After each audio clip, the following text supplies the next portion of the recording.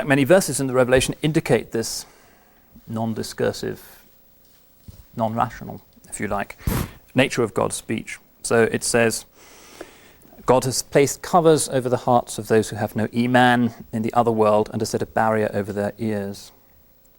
It talks about their hearts. It always assumes that the faculty of religious perception is not the mind, the Aqal, but the heart, or the qalb. Note incidentally that the text here, as elsewhere, is not addressing just Muslims. It's merely saying that the key to lifting the veil from the Quran is Iman, secure confidence, awareness in the existence of the world of reality from which we came.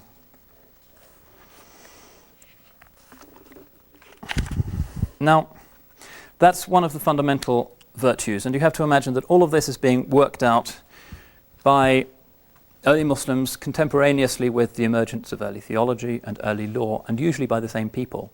It's not as if there were some Muslims who did just law, others who did just theology, others who were mystics.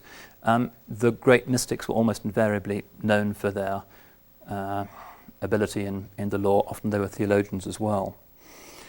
But all of this is happening in basically the 2nd and the 3rd century as people start to think about how we can take the raw data of the revelation and turn it into a system that can be immediately implemented.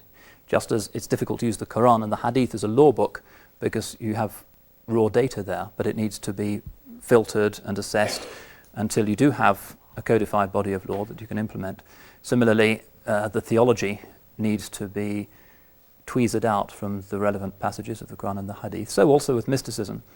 We find that although there is no departure from the Quran, there is the emergence by the 3rd and the 4th century of a discipline amongst the Muslims which has systematically quarried from the revelation those data and those insights which are most immediately relevant to the spiritual life.